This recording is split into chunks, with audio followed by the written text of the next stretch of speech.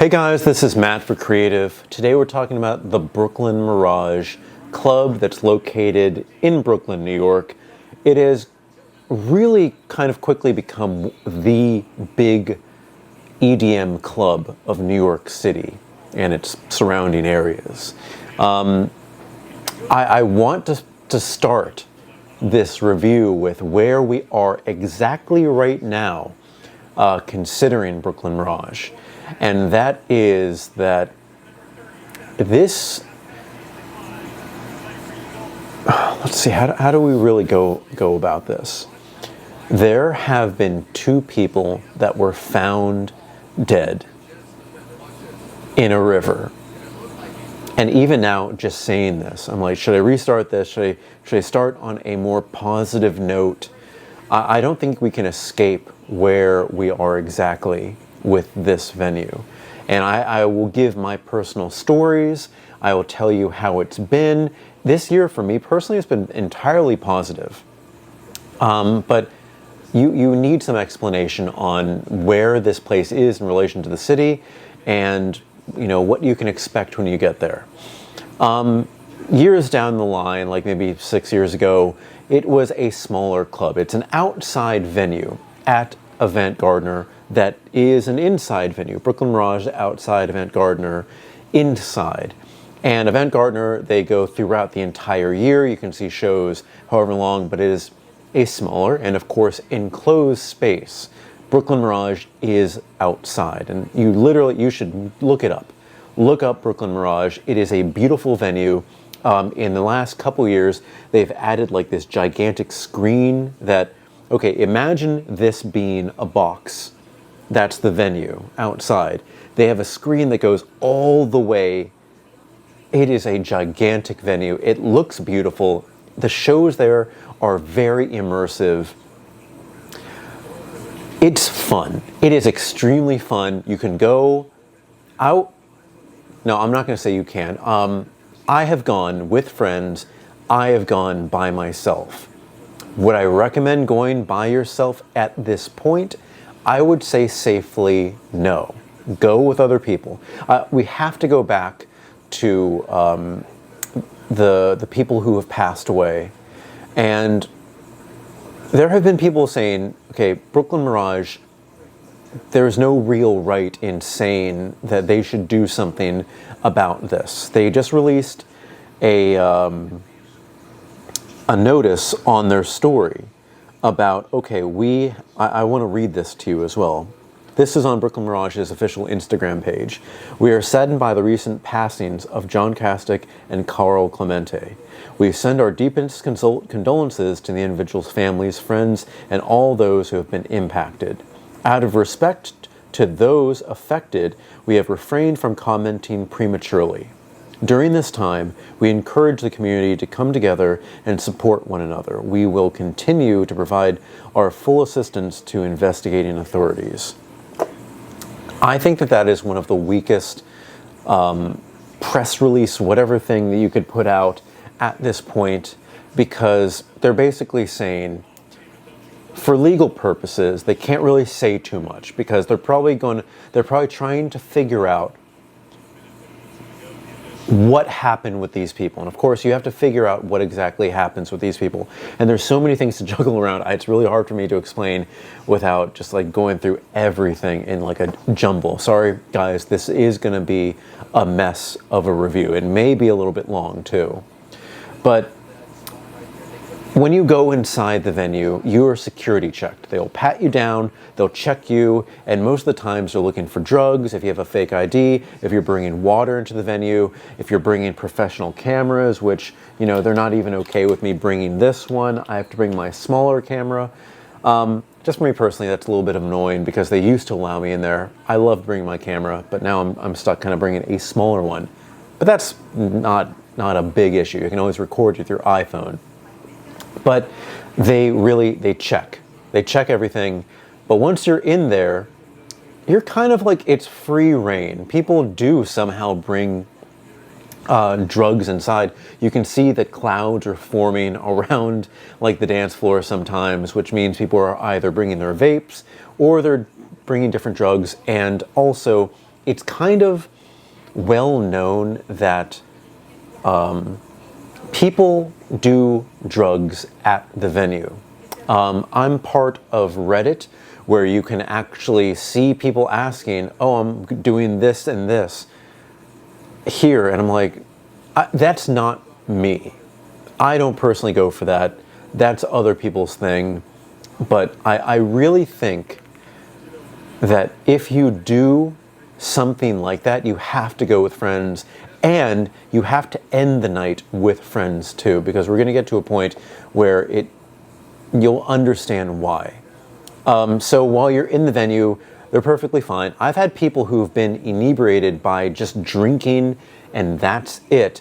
And they basically have a drunk tank that they'll find you. They'll be like, "Oh, dude, you're done. Let's put you in a drunk tank." But there are a lot of people who leave the venue really, really gone. And once you're out of those doors, it's basically like you are not their problem anymore. You go on to however you're going to get home.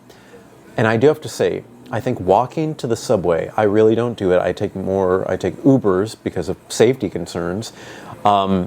It's about 15 to 20 minutes away. And the area around Brooklyn Mirage is just warehouses. Literally the darkest corners you could possibly think of. When I first went to the venue with friends, I was like, this is extremely sketchy. Like, what is this? And I went for an earlier showing, so I remember it was 7. I could still see light in the sky, and I was like, okay, this is different. This is definitely kind of like secluded. Like, there are no people whatsoever except for the people who are at Brooklyn Mirage. You can hear that bumping, thumping music, and then around it, it's like a dead zone. And again, it's warehouses. It's where buses are parked. It's it is secluded. And if you are one person walking all the way to the subway, for me, there have been times where I cannot get an Uber, I cannot get a signal at the venue, because it's kind of like everybody's calling an Uber, and it's just kind of painful to do this. So I've walked out there, and I've walked not completely out of my mind wasted, but I've walked out tipsy or drunk.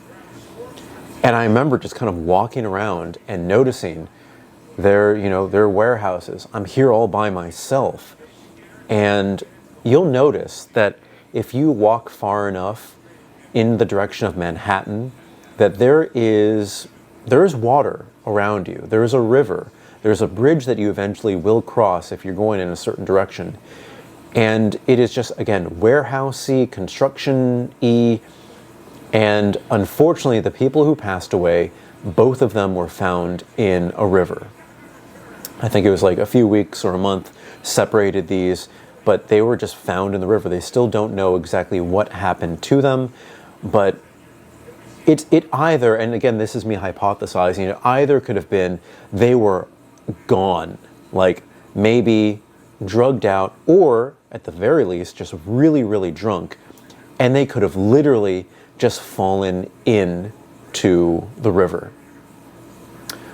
Or something happened, and already maybe they're inebriated, and someone knows to take advantage of that, because there was another separate case where there was a guy around the Brooklyn Mirage venue, like literally on the corner, strangled somebody, and luckily there were other people around to kind of get the other guy off, but they said that this person was extremely strong, extremely aggressive, and strangling just because they found one person. The person who attacked the other person, that person got away. There are pictures of the person walking away, though. But it is shocking that 2 people were found in the very same condition, where, again, it could be on them being wasted and looking for a place to go. It can also be very, very, it would not surprise me at all if it was them getting attacked, just done. But the thing is, I don't know if they were found with any bruises or anything, so I really don't know. But attacked, or at least pushed in. You know, people are looking for an opportunity. Like, why would one person strangle the other just for, you know, just for aggression's sake? There's a lot of things that are still up in the air, but I really think that Brooklyn Mirage is at the point where they have to address this by more than just saying, we hope that our community comes and supports each other. You have to do more than that. And I was even arguing with people on Reddit, no, the business net doesn't have to do anything. You have to take personal responsibility. And yes, you have to take personal responsibility. But there have been a lot of people who said, they're not boycotting it. Some people are boycotting. They're calling for a boycott. But for me personally, I have tickets that I have lined up for shows, I think going up until September. But outside of that, I'm usually always looking for tickets to go to that venue because it literally is my favorite venue during the summer because it's outside and the environment inside Brooklyn Mirage is amazing. Like, I don't want all of this to get lost. It is an amazing venue. It is beautiful. It is fun. I've been to free shows. Like, they had a ZHU show, and it was just last minute. It was like, here, we got free tickets. You can go to inexpensive shows, expensive shows, VIP. It's just extreme. It's so nice being there, and I really, really love the venue. But I have never not been sketched out about that surrounding area. I always got bad vibes from it from the get-go, and now it's just kind of escalating. And I think people understand, the people who are doing nefarious things, I think that they understand that this has become one of the most popular clubs in all of New York City, and it's having show after show after show. It used to be maybe just only on certain days. Now it seems like it's every single day they have free, they're having a show, if it's a possibility. But they're really figuring out that people are going there, maybe they have money, they're definitely going there to drink or maybe do drugs, and those are targets. I do have to say, another issue that we have around the venue is Ubers or fake Ubers announcing, hey, Uber, Uber, Uber. They're just like in their cars, and people who are kind of like tipsy or drunk, they're like, oh, this must be a taxi. They get in those cars, and I don't want to say much more than that. They could be taken someplace that they don't know. Some other things could happen. Those people who have been calling Uber, Uber, Uber, don't forget that you call the Uber. You look for that license plate. You called it. You're not going to another person that's saying Uber. Saying Uber, that's not an Uber. If it's a taxi, and it's definitely a taxi with the medallion and everything, that's a taxi. The people who come around there and take advantage of people, whether it be just taking advantage to make money off them, getting them where they need to be, or whether they're taking advantage of them in another way. You have to see that those people, those are not licensed taxis. You have to be very careful of that. But once you exit the doors of the venue, you are on your own. Again, talking, arguing, there have been some ideas that have been kind of like going around that will probably be good. And one of my favorite is, somebody told me this would be a good idea. At the exit, whether you are with your group of friends or if you're alone, there should be a section where you can wait inside the venue, but close to the exit, where you can wait until maybe there's a group of people walking to the subway, like a little subway, like security group, not security guards, but just, you're like, oh, okay, now there's 5 of us, let's go, and we'll be good. So, this is a city, you meet people, it's very easy to meet people here. Something like this would just be perfect. You just form a little group, you walk there, you get to know somebody new, and you just protect each other and you look out for each other, because somebody attacking one person, super easy. And especially if they're inebriated, easy target. But if you're with lots of group of people, at least you're making noise, at least you're kind of aware of things, it becomes less easy to be a target. And that would cost 0 for Brooklyn Mirage to do. But outside of that, another recommendation is, so on the venue, you can be dropped off kind of everywhere on the block. They need a dedicated space so people understand this is a line for taxis, just as they do in front of hotels. This is a line for legitimate taxis. And all you need is one guy just kind of taking a look at the medallions, taking a look at everything, if you just want to get into a taxi and go. And there should be another spot dedicated for Ubers that were previously called. And I know this may cause a line, but all in all, for the safety's sake of it, who cares? Make the line, just wait in line, just know that these people are verified, and you just check if it's your Uber, not some guy just yelling Uber, because you really have to get rid of this, because this is a very secluded area. If you're really, really gone, and you're like, I need to get home, and then you see it's 20 minutes for the subway, you're gonna be like, oh no, I don't want to do, oh, there's a car, I'm gonna go and get in this car, and it's not a real licensed taxi or Uber, and that's just not good. But again, if you go the other way and you're like, I don't want to spend for the Uber, you're walking 20 minutes by yourself in a secluded warehouse of an area. It's very, very, like, I cannot stress enough about how unsafe this area has become. It is a hotspot for anybody who wants to target somebody else. Myself, I'm recording this Thursday night. This is going to go up Friday night as part of our scheduled releases. I am going to the Deadmau5 show on Friday. And this is the first show that I've been to since they found the second person. So I'm a little bit sketched out. I'm very, very wary. I know because, so Deadmau5 is my personal favorite DJ. I am going to be there as late as possible. That may be 3, that may be 4, that is super, super late.